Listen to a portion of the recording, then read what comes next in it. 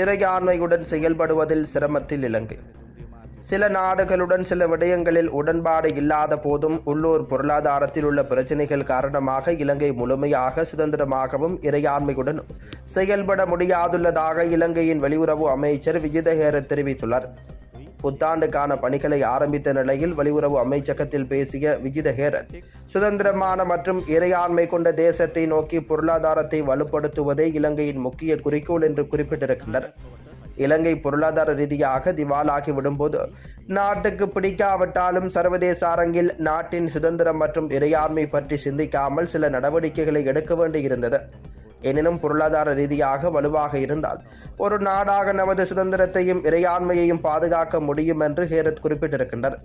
வரலாற்றில் ஏற்பட்ட கொள்கை பற்றாக்குறையின் விளைவாகவே இலங்கை இன்று மிகவும் சிக்கலான பொருளாதார சூழ்நிலையில் உள்ளது என்றும் அவர் குறிப்பிட்டிருக்கின்றார்.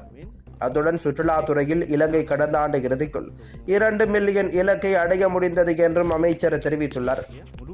2025 முதல் நாளிலேயே சுவிட்சர்லாந்தில் நடைமுறையான புதிய தடை. சுவிட்சர்லாந்தில் ஜனவரி 1ஆம் தேதி நேற்றிலிருந்து பொது இடங்களில் முகத்தை மறைக்கும் ஆடைகளை அணிவதற்கான தடை அதிகாரப்பூர்வமாக நடைமுறைக்கு வந்திருக்கின்றது. இந்த நாட்டில் மக்கள் பொதுவெளியில் முகத்தை மறைக்கும் வகையிலான உடை அணிய தடை விதிப்பது குறித்து கடந்த 2021ஆம் ஆண்டு மார்ச் மாதம் பொது வாக்கெடுப்பு நடத்தப்பட்டுள்ளது. அதன்போது இந்த வாக்கெடுப்பில் பொதுவெளியில் முகத்தை மறைக்கும் வகையிலான உடையை அணிந்து செல்ல தடை விதிக்க வேண்டும் என்று 51% வாக்களித்திருக்கின்றனர். இது தொடர்பாக அந்நாட்டு அரசு கடந்த நவம்பர் 6ஆம் தேதி புதிய சட்டத்தை நிறைவேற்றியுள்ளதுடன் அந்த சட்டம் 2025 ஜனவரி 1ஆம் தேதி முதல் நடைமுறைக்கு வந்திருக்கின்றது. இந்த சட்டம் குறைந்த எண்ணிக்கையிலான மக்களை மட்டுமே பாதிக்கும் என்று எதிர்பார்க்கப்படுகின்றது. சுவிட்சர்லாந்தில் சுமார் 4 லட்சம் முஸ்லிம்கள் வசிக்கின்றனர். ஆனால் ஒரு சிலர் மட்டுமே முகத்தை மறைக்கும் ஆடைகளை அணிவதாக பெடரல் கவுன்சில் மதிப்பிட்டிருக்கின்றது.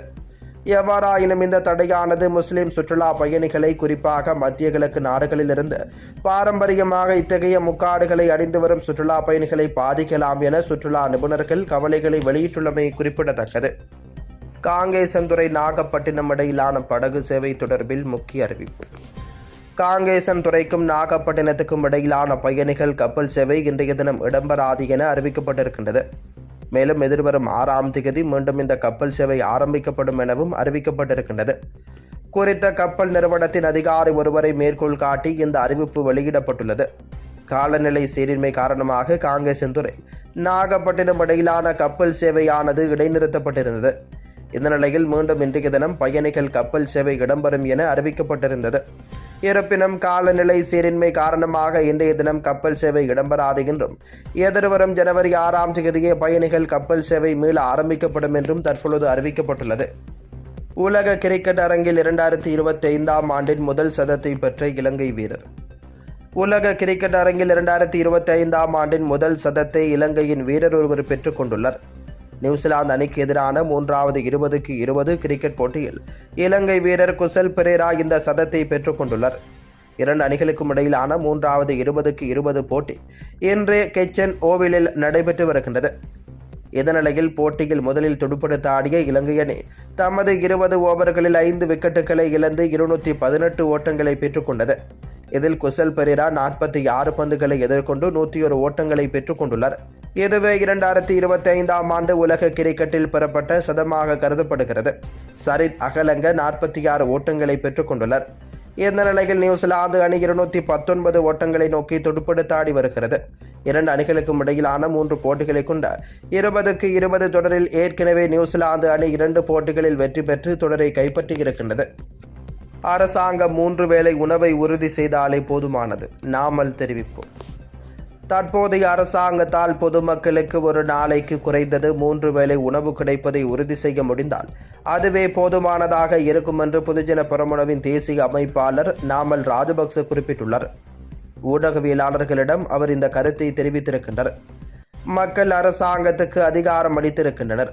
இந்த நிலையில் அமைச்சர்களும் நாடாளுமன்ற உறுப்பினர்களும் இப்பொழுது செய்வதாக கூறுவது போல சிறிய கார்களிலோ அல்லது பேருந்துகளிலோ பயணிப்பதில் தமக்கு பிரச்சனை இல்லை. எனினும் அதனை விட அரசாங்கம் பொருளாதாரத்தை மீட்டெடுத்து மக்களின் வாழ்க்கையை மேம்படுத்துவதே முக்கியமானது. நாட்டு மக்களுக்கு பல வாக்குறுதிகளை வழங்கிய தேசிய மக்கள் சக்தி அரசாங்கம் ஆட்சிக்கு வந்ததாகவும், ஆகவே கடந்த கால அரசாங்கங்களை விமர்சித்துக் கொண்டிருக்காமல் நாட்டு மக்களுக்கு வழங்கிய வாக்குறுதிகளை அரசாங்கம் முறையாக நிறைவேற்ற வேண்டும் என்றும் நாமல் ராஜபக்ச தெரிவித்துள்ளார்.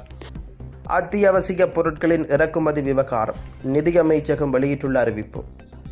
அத்தியாவசிய உணவுப் பொருட்கள் உட்பட தேர்ந்தெடுக்கப்பட்ட 63 பொருட்களுக்கான இறக்குமதி வரியை எந்த திருத்தமும் இல்லாமல் பராமரிக்க உள்ளதாக அரசாங்கம் அறிவித்திருக்கின்றது. இது தொடர்பில் 2024 டிசம்பர் 31ஆம் தேதியன்று ஒரு வர்த்தமானி அறிவிப்பு வெளியிடப்பட்டதாக நிதி திட்டமிடல் மற்றும் பொருளாதார மேம்பாட்டு அமைச்சகம் தெரிவித்திருக்கின்றது. இதன்படி பருப்பு, வெள்ளை சர்க்கரை, உருளைக்கிழங்கு, பெரிய வெங்காயம், சிவப்பு வெங்காயம், தேங்காய் எண்ணெய், தாவர எண்ணெய், பதிவு செய்யப்பட்ட மீன் மற்றும் காய்ந்த மிளகாய் போன்ற பொருட்களின் மீதான தற்போதைய விகிதங்களை பராமரிப்பதன் மூலம் பொருட்களுக்கான விலை உயர்வை தடுக்க முடியும் என்று அமைச்சகம் தெரிவித்துள்ளது. அத்துடன் அரிசி, திணை, பச்சை பயிர், சோளம், மஞ்சள், பழங்கள், மீன் மற்றும் கருவாடு போன்ற உணவுப் பொருட்களின் மீதான வரி விகிதங்களும் தக்கவைக்கப்பட்டுள்ளன என்று அமைச்சகம் குறிப்பிட்டுள்ளது. இந்த நடவடிக்கை உள்ளூர் விவசாய மற்றும் மீன்வள தொழில்களை பாதுகாக்கும் நோக்கம் கொண்டது என்று இலங்கையின் நிதி அமைச்சகம் குறிப்பிட்டுள்ளது. உப்பு இறக்குமதி செய்ய வேண்டிய அவசியமில்லை. நிசாந்த சந்தபரண. நாட்டில் போதியளவு உப்பு கையிருப்பில் உண்டு எனவும் இறக்குமதி செய்ய வேண்டியதில்லை எனவும் இலங்கை உப்பு கூட்டுத்தாபனத்தின் முன்னாள் தலைவர் நிசாந்த சந்தபரண தெரிவித்துள்ளார். அம்மாந்தோட்டை மற்றும் புத்தளம் உப்பளங்களில் உப்பு உற்பத்தி செய்யப்படுவதாக தெரிவித்திருக்கின்றனர். விவசாயத்தில் போகங்களை போன்று உற்பத்தி செய்யப்படுவதாக, அவ்வாறு இன்றி தொடர்ச்சியாக உப்பு உற்பத்தி செய்யப்பட வேண்டும் எனவும் தெரிவித்துள்ளார். உணவுக்காக பயன்படுத்தும் உப்புக்கு தட்டுப்பாடு இருக்காது எனவும், கைத்தொழில் தேவைகளுக்காக பயன்படுத்தக்கூடிய உப்பு வகைகளுக்கே தட்டுப்பாடு ஏற்படும் எனவும் அவர் குறிப்பிட்டுள்ளார். அம்மாந்தோட்டை, புத்தளம் ஆகிய இடங்களை தவிர தனியார் உப்பு உற்பத்தியாளர்களும் உப்பு உற்பத்தியில் ஈடுபட்டு வருவதாக தெரிவித்துள்ளார். சரியான திட்டங்களை வகுத்தால் உப்பை ஏற்றுமதி செய்ய முடியும் என இலங்கை உப்பு கூட்டுத்தாபனத்தின் முன்னாள் தலைவர் நிசாந்த சந்தபரண தெரிவித்திருக்கின்றனர். சுயாட்சிக்கான பேச்சுவார்த்தை கதவுகள் எப்பொழுதும் திறந்திருக்கும். ஸ்ரீதரன் சுட்டிக்காட்டு. போலீஸ் காணி அதிகாரங்களை தந்து நாங்கள் சுயாட்சியாக வாழ வழிவிட வேண்டும் எனவும், அதற்கான சமாதான பேச்சுவார்த்தை கதவுகள் எப்பொழுதும் திறந்திருக்கும் என்றும் நாடாளுமன்ற உறுப்பினர் சிவஞானம் ஸ்ரீதரன் தெரிவித்துள்ளார். இது தொடர்பில் கருத்து வெளியிட்டவர், இலங்கை நாட்டில் வருமானம் தரக்கூடிய பொருளாதார முறைமை எவையும் காணப்படவில்லை. பெருந்தோட்ட பொருளாதாரமும் குறைவடைந்துள்ளது. சுற்றுலா பயணிகளின் வருகையை மட்டுமே அரசாங்கம் எதிர்பார்க்கிறது. இலங்கை உலக நாடுகள் மற்றும் சர்வதேச நாணய நிதியத்திடம் வாங்கிய கடனை கட்டுவதென்றால் உடனடி வழிமுறைகள் அவசியம். மேலும் இலங்கையின் பொருளாதாரத்தில் ஒரு மாற்றத்தை கொண்டு வரும் இங்குள்ள பல தொழிற்சாலை களம் இன்னும் இயங்காமலே காணப்படுகிறது என்றும் குறிப்பிட்டுள்ளார். ரன்வளவின் கலாநிதி பட்டம் எதிர்ப்புக்கு தயாராகும் எதிர்க்கட்சி எம்பிக்கள். முன்னாள் சபாநாயகர் அசோக ரன்வளவின் கலாநிதி பட்டம் குறித்து எதிர்வரும் நாடாளுமன்ற அமர்வில் கேள்வி எழுப்ப எதிர்க்கட்சி எம்பிக்கள் தயாராகி வருவதாக தெரிவிக்கப்படுகிறது. இந்த நிலையில் கடந்த 13ஆம் தேதி சபாநாயகர் அலுவலகத்தில் இருந்து பதவி விலகிய ரன்வள தனது முனைவர் பட்டம் தொடர்பான சான்றிதழை எழுத்து மூலமாக நாடாளுமன்றத்தில் சமர்ப்பிப்பதாக அறிவித்திருந்தார். ஆனால் தற்பொழுது 2 வாரங்களுக்கு மேலாகியும் அவரது தகுதியை உறுதிப்படுத்தும் ஆவணம் எதுவும் சமர்ப்பிக்கப்படவில்லை என எதிர்க்கட்சி வட்டாரங்கள் குற்றம் சுமத்தியுள்ளன. மேலும் ஜப்பானில் உள்ள பல்கலைக்கழகத்தில் தனது கலாநிதி பட்டத்தை, மொரட்டுவ பல்கலைக்கழகத்தில் பொறியியல் பட்டத்தையும் பெற்றதாக அவர் குறிப்பிட்டுள்ளார். எனினும் மொரட்டுவை பல்கலைக்கழகத்தில் பெற்ற பொறியியல் பட்டப்படிப்பு சான்றிதழையும் அவர் முன்வைக்கவில்லை எனவும் கூறப்படுகிறது. காலநிலை தொடர்பான அறிவிப்பு. மேல் மற்றும் சப்ரகமுக மாகாணங்களில் மாலை அல்லது இரவு வேளைகளில் மழை அல்லது இடியுடன் கூடிய மழை பெய்யக்கூடும் என வளிமண்டலவியல் திணைக்களம் எதிர்வு கூறியிருக்கின்றது.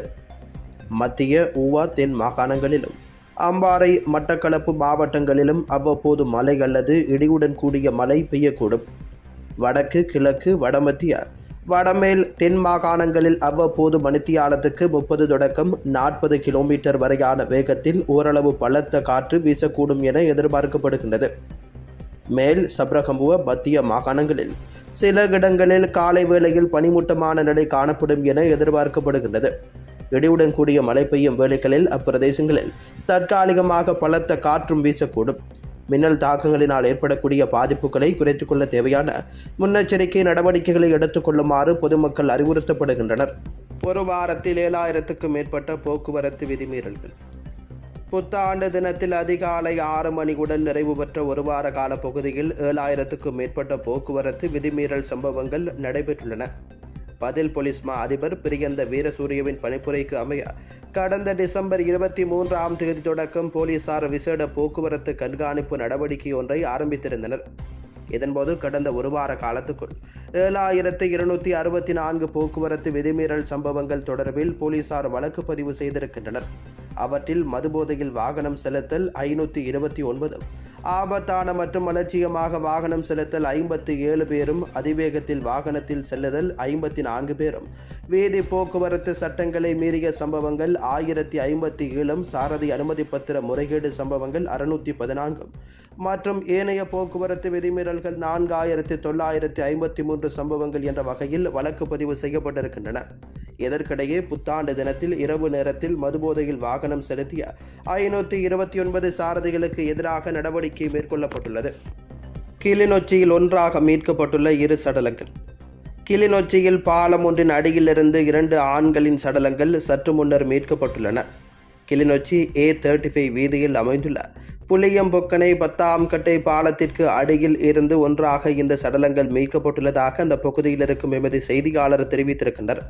குறித்த பாலத்தின் புனரமைப்பு பணிகள் கைவிடப்பட்டு காணப்படும் நிலையில் அங்கு அடிக்கடி விபத்துக்கள் நிகழ்வதாக தெரிவிக்கப்படுகின்றது. சம்பவ இடத்திலிருந்து தலைக்கவசம் 2, பயணப்பை 1 மீட்கப்பட்டுள்ளன. அத்துடன் தற்பொழுது மீட்கப்பட்ட சடலங்கள் விபத்தினால் உயிரிழந்தவர்களது சடலங்களா அல்லது வேறு காரணங்களினால் ஏற்பட்ட உயிரிழப்பா என்பது தொடர்பில் இதுவரை தெரியவரவில்லை. மேலும் சம்பவம் தொடர்பான மேலதிக விசாரணைகளை பரந்தன் போலீசார் மேற்கொண்டு வருகின்றனர்.